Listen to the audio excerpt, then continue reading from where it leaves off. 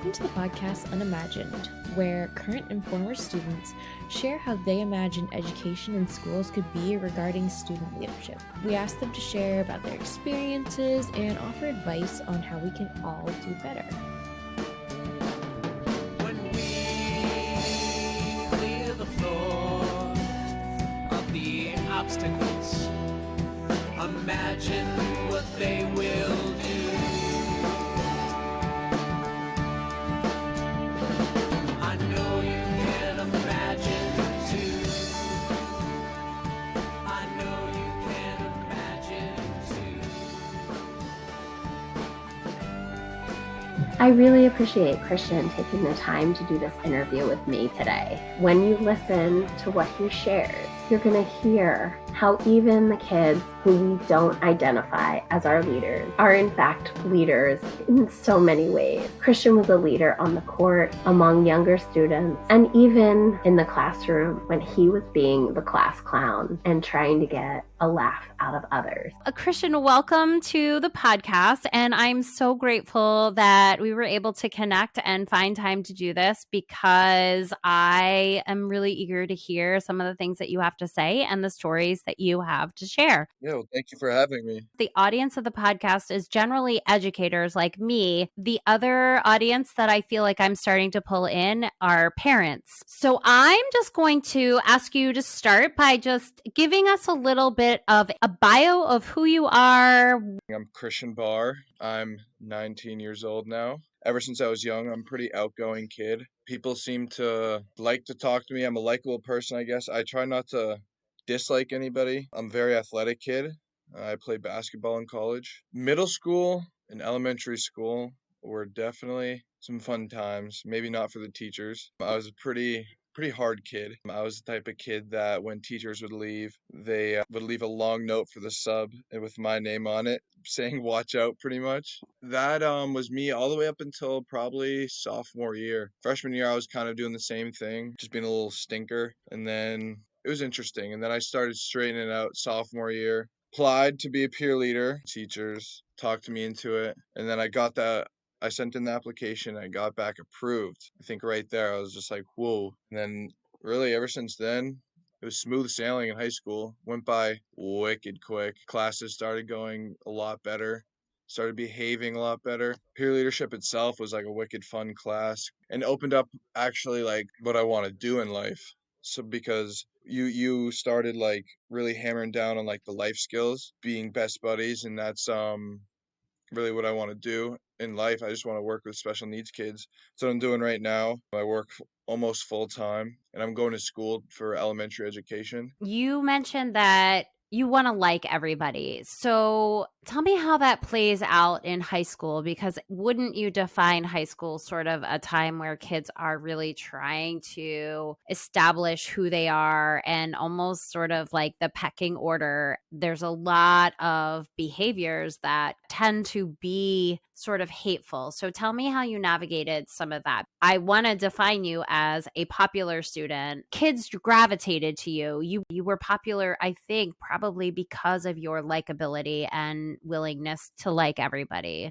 Through high school, I didn't want to like dislike someone just because of who they were. Everyone's got their own cliques. I had my own clique, but I was the type of kid that would go to other groups. Like during lunch and stuff, I would go up to everybody and just kind of be a clown, you know? Like I would just have fun with it. I would talk to everybody, say a little this and that, and I would try to find everyone's names.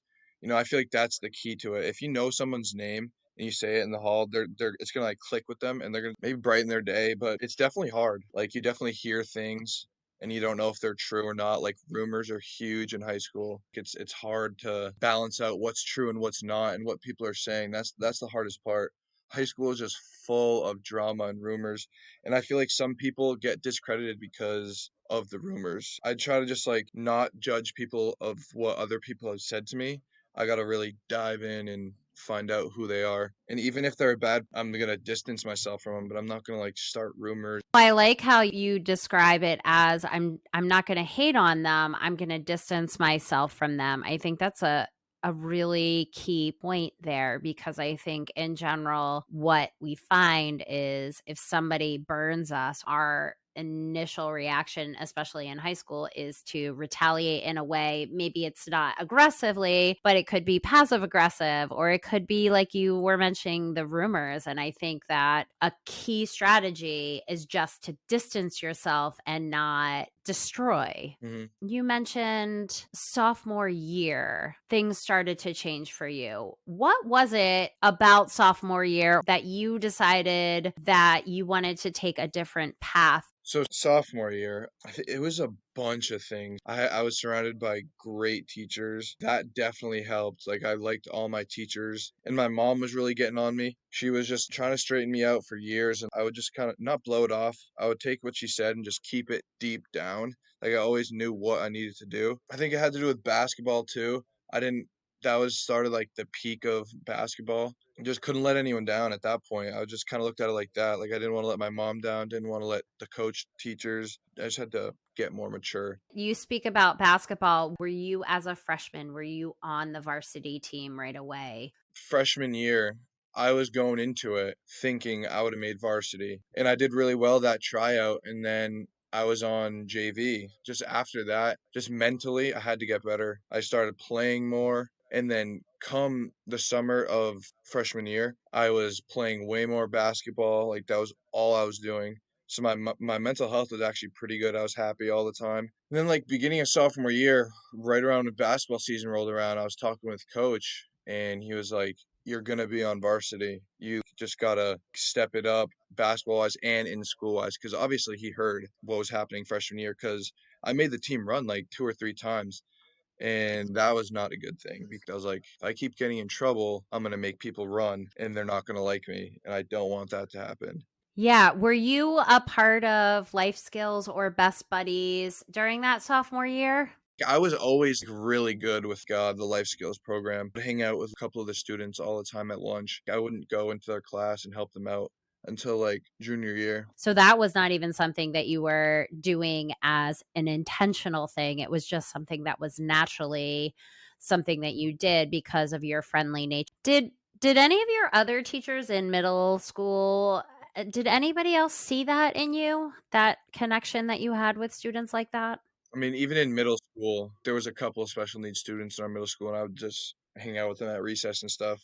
That's always just been a soft spot for me. So it was sort of like a natural entry into working with students of special needs. It wasn't something that you had to do because of community service or because it was something that a class was doing. It was just natural to you because I feel like you were instrumental in implementing that into the leadership class. I think was it your year that we started working with adaptive PE as well, right? I think that was our junior year. And then I think it was like the end of junior year, the whole best buddies idea was brought up. Yeah. And then we started really hammering it like senior year. We'd start doing the adaptive PE, and then we'd all like rotate in and out for the peer leader class.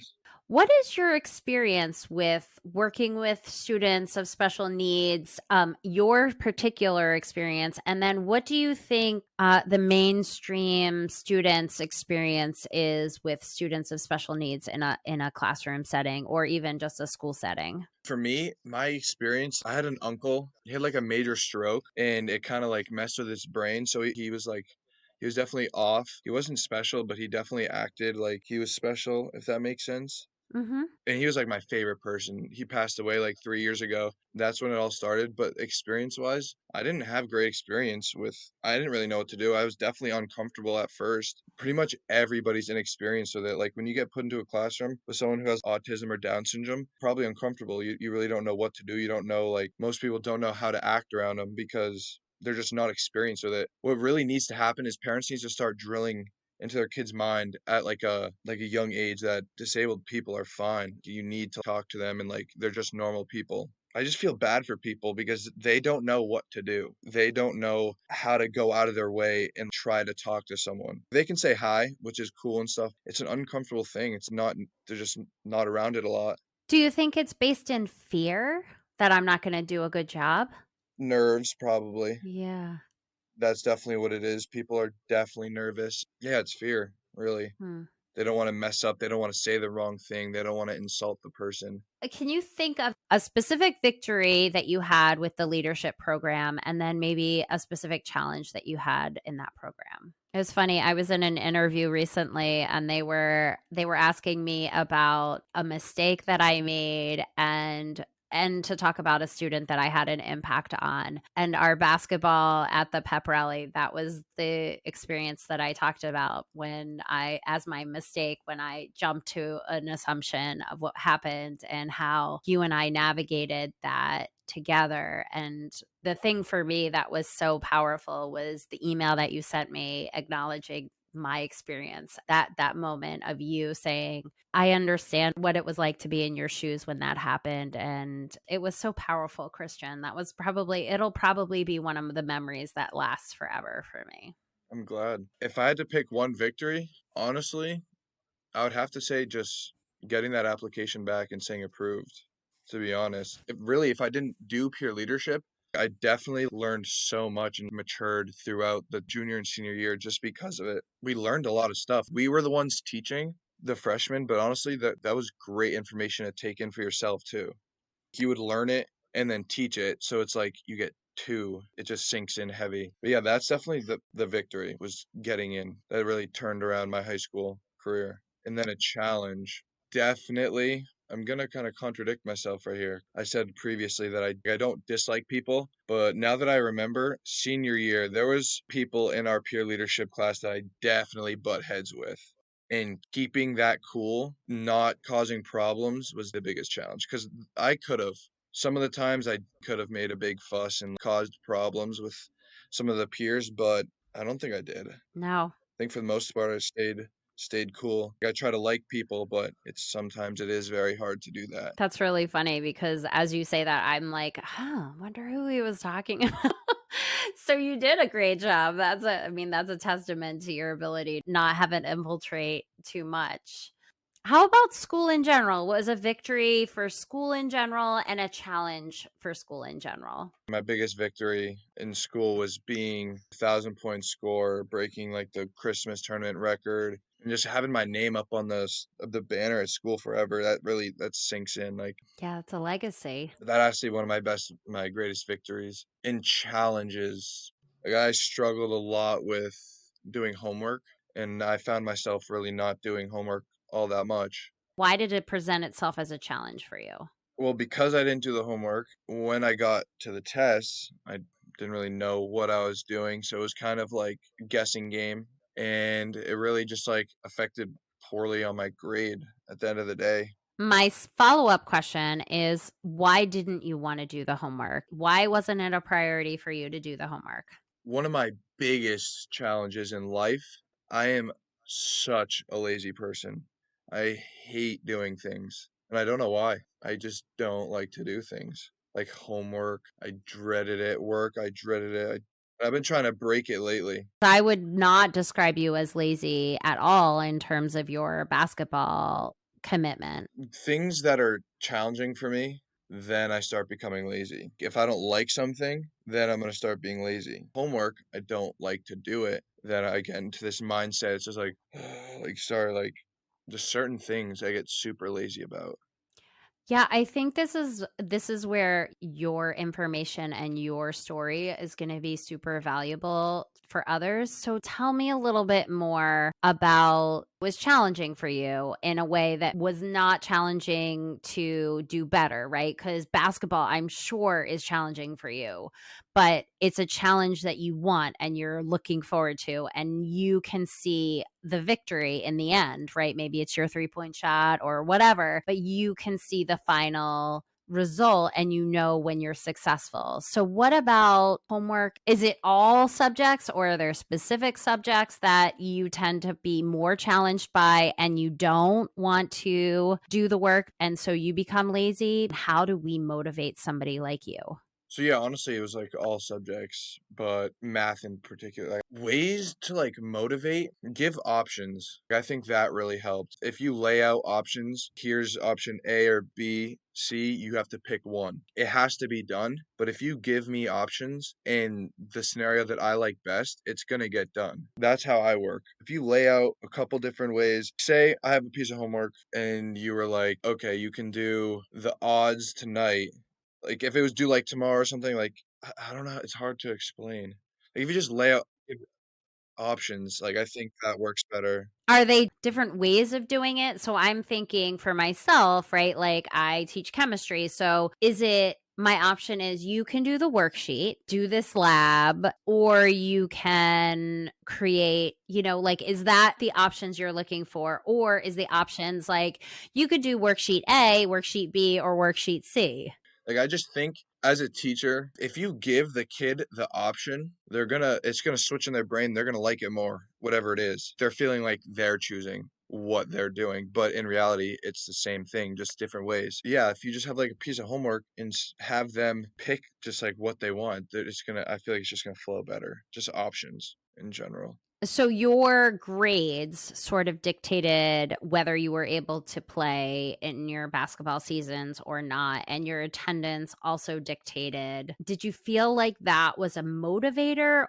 Definitely a motivator for me. I had to keep my cool, couldn't get in trouble. I had to get good grades really for basketball. And I always go back on basketball. What kind of things would get you in trouble? Because you sort of started out this conversation saying that you try and like everybody or you distance yourself if kids are being sort of, and in my mind, most kids are getting in trouble because of interactions with other students. So, what were kind of things that would get you in trouble? I'm not gonna lie, I love attention. And one of my biggest things, I just love being a class clown. I think it's hilarious. Just getting laughs out of peers. My biggest thing is if I can make a person laugh, that's the best feeling for me. Just making somebody laugh because it's making them happy. I guess just high school, just messing with the teachers, cracking jokes. I had a really odd way of being funny that most people didn't. I guess in like teachers' eyes, it was rude. It wasn't bad stuff. I wouldn't, like swear. I would just be like a menace. Just find ways to just sneak a joke in. That was it. That's how I got in trouble.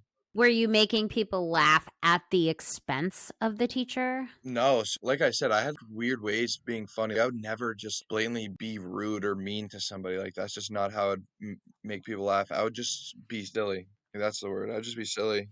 So do you think that that behavior and that attention seeking, do you think that was what maybe motivated you to want to be part of the leadership program? Yeah. Did you get what you were looking for? I mean, that's just who I am. I just like attention. Wherever I am, it's like have to be known, I guess. And usually the way I do it is by making people laugh. Where do you think you learned the most when you were in school? Is that learning translating to college for you?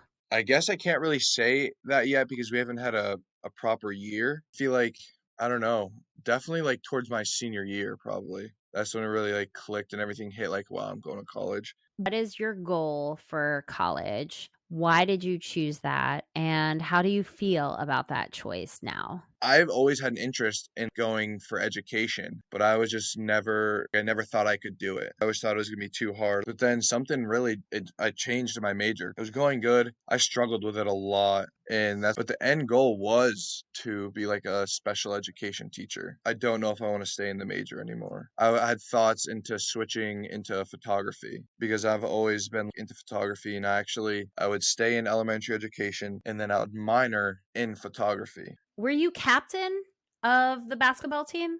Did you feel like you had any leadership training to be a captain? Or do you feel like captains in general have any actual leadership training to be captains? I've always been a leader on the court. The senior year, I actually got named captain. I knew it was coming. Honestly, wasn't a great captain for people my age, but like if they were younger than me, I was a really good captain, just like a big brother for people. I had a whole year of leadership experience from junior year from your class. So a lot of that transferred on the court for sure. Do captains have any? It's one thing to have leadership skills, but how do you develop those leadership skills if you are named captain? Is there an opportunity to develop the leadership skills? Or curiosity is that I fear that often captains are put in a role and they don't have any background or training on how to be a good leader. Is that something that you can attest to or that you would dispute? So there's a lot of drama still. When you're a captain, you want to be a captain. And when there's three other people, it's hard to manage a team with experience wise. I think as a coach, it's your job to pick good captains, not because they're good at basketball. They have to be good leaders. You shouldn't just pick a captain because they can play the game. Like you got to actually have someone that knows what they're doing, how to like lead. Like I remember we had a captain once, didn't really play a lot, but was a great Jojo Simeone. But like he was a captain, he was great. He was like my big bro. He like was a great leader. So like, I think it's just the coach's job to just like really like take time. Advice would you have for students right now? My advice, just live. I think that's a huge thing for me. In high school, you just have to have fun. Yes, take it seriously, go for it, but you need to have fun. You need to have a social life, get out and go do stuff with friends because honestly, that's like the best 4 years of your life. I think that's the advice I give. Just you got to be happy and just with what you have. Like that's also a thing that I've learned how to do. Be grateful for what I have and just be happy. And also, another piece of advice, take advice. When someone's giving you advice, really listen because chances are, if they're giving you advice, they know a little bit about what they're talking about. Like, I feel like if you can do that, really like take advice from people, you can go far. Yeah. You can do a lot of things. All right. What about in general? Here's my advice for the adults in the world. Adults and parents definitely have structure, but don't have too much. And I feel like if you let a kid, if you give them what they need to know and let them figure it out on their own, I think that's the best way you can parent. What my parents did, they gave me whatever I needed to be successful and kind of let me figure it out. They let me make mistakes. They didn't really care if I got in trouble because they knew I was going to learn from it. That's the biggest thing. You need to learn from your mistakes. If you can learn from your mistakes, you're going to be set because everybody makes mistakes. It's just a natural thing. Yeah. So you're encouraging parents to let their children make mistakes so that they have the opportunities to learn from them. Can you give some advice to administrators and teachers? Connect with the kids. That's the number one thing. I definitely had a lot of teachers in high school that I just didn't connect with and it made it so much harder. If you can just like sit down with your student and try to like learn something about them, like one little thing each day, you're going to know so much about them like by the time they're done with your class. And that's the main thing. If you like really just connect with them, they're going to learn so much better. They're going to like you more. They're just going to make them want to pay attention in your class and just really learn. Christian, thank you so much for your time today. I think there's a lot of really valuable pieces of information. So thank you so much. No, thank you for having me. Hearing from the identifiable class clown, giving advice to students and teachers and parents was such a valuable experience to me. I hope you listen to the advice and reflect on how students like that in your classroom may really value connections that you make with them. Thank you for listening to another episode of Unimagined. If this episode spoke to you, like it. If you think someone else could use it, share it. Or if you know of a student who has a story to tell, connect them to us. You can find me on Twitter at lconnell20. The theme music for this podcast was written and produced from a former colleague of mine, Keith McClendon, who is also an educator at a vocational school in Massachusetts.